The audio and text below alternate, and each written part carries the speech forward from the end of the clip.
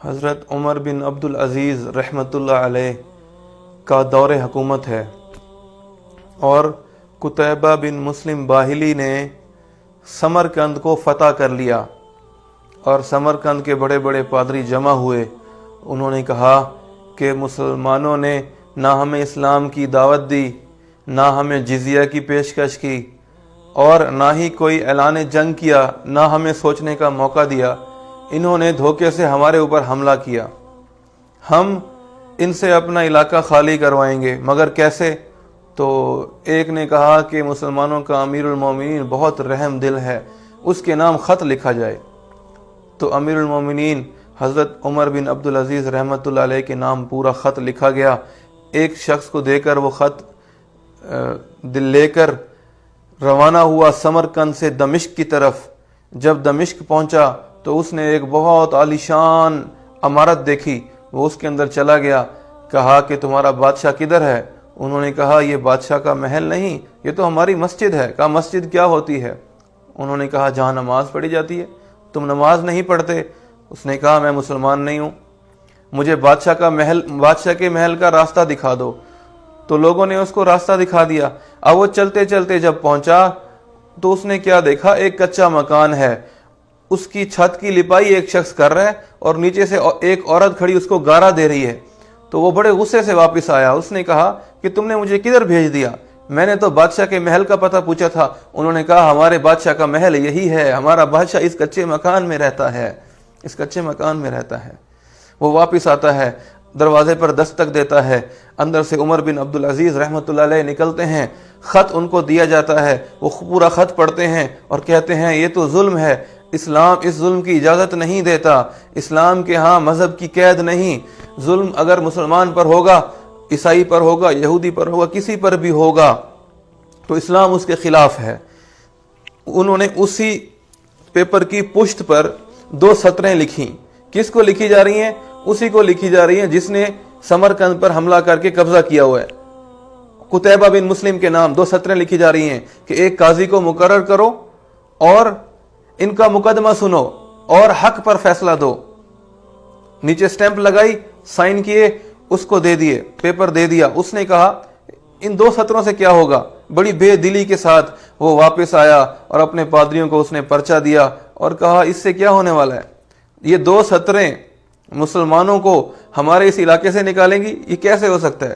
انہوں نے بھی کہا واقعی اس سے کیا فرق پڑے گا، بہرحال کوشش کر کے دیکھتے ہیں۔ وہ خط لے کر کس کے پاس جاتے ہیں؟ قتیبہ بن مسلم کے پاس جاتے ہیں۔ وہ کیا کرتے ہیں؟ اپنے ہی خلاف قاضی مقرر کرتے ہیں، اپنے ہی خلاف قاضی مقرر کیا جاتا ہے اور فیصلے کا دن آتا ہے۔ مسجد بھری ہوئی ہے، ادھر پادری بیٹھے ہیں، ادھر قتیبہ بن مسلم کو بلایا جاتا ہے اور قاضی کیا کہتا ہے؟ قاضی قتیبہ بن مسلم سے سوال کرتا ہے کہ بتاؤ جو کچھ انہوں نے اس خط کے اندر لکھا ہے وہ صحیح ہے؟ تو قتیبہ بن مسلم کہتے ہیں کہ قاضی صاحب، جو سمرقند کے ارد گرد کے علاقے تھے، چھوٹے چھوٹے علاقے، ہم نے ان کو اسلام کی دعوت دی، ہم نے ان کو جزیہ کی پیشکش کی، لیکن انہوں نے ٹھکرا دی، انہوں نے جنگ کو ترجیح دی، تو ہم نے ان سے جنگ کی۔ اور سمرقند تو ان چھوٹے چھوٹے علاقوں کے مقابلے میں ایک بہت بڑا شہر ہے اور اس میں تو بڑے بڑے پادری اور کاہن رہتے ہیں۔ ہم اگر ان کو اسلام کی دعوت دیتے تو مجھے یقین تھا کہ یہ اسلام میں داخل نہ ہوتے، اور یہ ہمارے پاس بہت اچھا موقع تھا ان پر حملہ کرنے کا اور اس علاقے پر قبضہ کرنے کا۔ یہ بہت سرسبز و شاداب علاقہ ہے، ہمارے پاس بہت اچھا موقع تھا۔ جنگ میں چلتی ہی چال بازی ہے، تو ہم نے چال بازی دکھائی، ہم نے حملہ کیا اور اس پر قبضہ کر لیا۔ تو قاضی نے کہا آپ نے اسلام کی دعوت دی؟ انہوں نے کہا نہیں دی۔ جزیہ کی پیشکش کی؟ نہیں کی۔ اعلان جنگ کیا؟ نہیں کیا۔ تو قاضی نے کہا تو پھر آپ خود اپنے خلاف گواہی دے رہے ہیں، حق آپ نے خود بیان کر دیا، بس اتنی سی بات ہوئی، نہ کوئی گواہ پیش کیا گیا، نہ کوئی اگلی تاریخ پیش کی گئی کہ اگلی تاریخ کو فیصلہ ہوگا۔ فوراً قاضی نے قلم اٹھایا اور نیچے کیا فیصلہ لکھا کہ مسلمان اپنی فوجیں، اپنے بیوی، اپنے بچے، اپنے اہل و عیال سمیت اس پورے علاقے کو خالی کر کے سمرقند کی حدود سے فوراً باہر نکل جائیں۔ اتنی سی بات لکھی۔ اور پیپر واپس کس کو دیا؟ واپس ان پادریوں کے حوالے یہ پیپر کر دیا۔ اب وہ بڑے حیران تھے کہ یہ کیسا فیصلہ ہے، یہ کیسا فیصلہ ہے، 2 منٹ کے اندر فیصلہ ہو گیا، وہ بھی کس چیز کا؟ پورا علاقہ خالی کرنے کا۔ اور چند گھنٹے گزرے تو لوگوں نے، سمرقند کے لوگوں نے دیکھا کہ ایک مٹی کے بادل اڑ رہے ہیں، مٹی اڑ رہی ہے۔ وہ کیا دیکھتے ہیں؟ مسلمانوں کے لشکر اپنے ساز و سامان، اپنے اہل و عیال سمیت سمرقند چھوڑ کر واپس جا رہے ہیں۔ یہ کیسا عجیب فیصلہ تھا۔ وہ ہل کر رہ گئے۔ جب رات ہوئی تو زاروں قطار رونے کی آوازیں آئیں۔ چند ہی گھنٹے گزرے تھے کہ پورا سمرقند باہر نکلا اور ان مسلمانوں کے پیچھے گیا اور ان کو واپس بلا کر لایا، اور پورے سمرقند نے کلمہ پڑھا۔ اس انصاف کی برکت سے اسلام انصاف سکھاتا ہے۔ اسلام تو ہے ہی انصاف کا دین۔ ہمارا اسلام واحد مذہب ہے جس نے جنگ کے قانون بتائے۔ اسلام سے پہلے بھی اور آج بھی دوسرے مذاہب میں جنگ کے کوئی قانون نہیں ہے۔ جو بھی حملہ کرتا ہے ظلم و ستم کی داستانیں رقم کر دیتا ہے۔ آپ تاریخ پڑھیں، دیکھیں، جس نے بھی حملہ کیا ظلم و ستم کی تاریخ رقم کر دی۔ مسلمانوں کے جانوروں کو بھی ذبح کیا گیا، مسلمانوں کے درختوں کو بھی کاٹا گیا۔ لیکن اسلام وہ واحد مذہب ہے جو جنگ کے، جو لڑائی کے بھی قانون بتاتا ہے۔ کیا کہتا ہے؟ جاؤ پہلے ان کو اسلام کی دعوت دو، اگر یہ مسلمان ہو جائیں تو یہ ہمارے بھائی ہیں۔ اسلام قبول نہیں کرتے، جزیہ کی پیشکش کرو، جزیہ دیں تو ہم ان کی سرپرستی کریں گے، ہم ان کی حفاظت کریں گے۔ جزیہ بھی نہیں دیتے تو تیسرا کام کیا ہے؟ اعلان جنگ ہے۔ اس میں بھی ان کو سوچنے کی مہلت دو۔ اور کیا کرو؟ ان کے بزرگوں کو، ان کے بچوں کو، ان کی عورتوں کو نقصان نہ پہنچاؤ، ان کی فصلوں کو، ان کے درختوں کو نقصان نہ پہنچاؤ، اور جو خود امان مانگ لے اس کو امان دے دو۔ کیا خوبصورت مذہب ہے، کیا خوبصورت دین ہے۔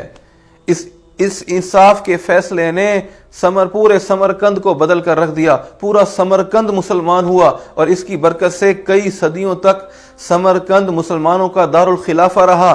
اور اس سمرقند اور اس کے ارد گرد کے علاقے، سمرقند، بخارا اور ان علاقوں سے بڑے بڑے بزرگ، امام بخاری رحمۃ اللہ علیہ جیسے، امام ترمذی رحمۃ اللہ علیہ جیسے، اور بڑے بڑے سائنسدان پیدا ہوئے۔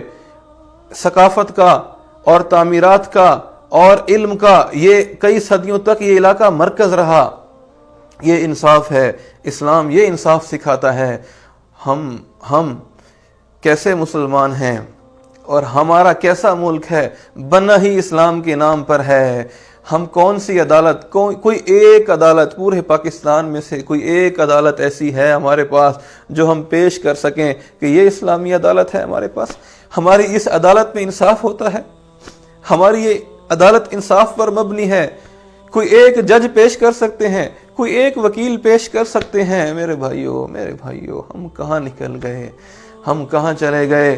ہم نے کن کے پیچھے چلنا تھا اور ہم کن کے پیچھے چل رہے ہیں؟ یہ ہمارے اسلاف ہیں، یہ ہمارے بڑے ہیں، ہم نے ان کے پیچھے چلنا تھا۔ امت نے سب سے پہلا سبق، اوروں کو سب سے پہلے دعوت دینی تھی اسلام کی، سب سے پہلا سبق بھولے تو باقی 2 سبق خود بخود بھول گئے۔ سب سے پہلے لوگوں کو، پوری دنیا کے انسانوں کو اسلام کی دعوت دینا میری آپ کی ذمہ داری ہے۔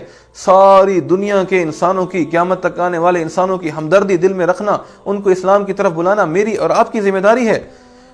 کبھی مسلمان کبھی ملک، مال اور دولت کے لیے کسی پر حملہ نہیں کرتا، کبھی ان چیزوں کے لیے، مادی چیزوں کے لیے مسلمان لڑائی نہیں کرتا۔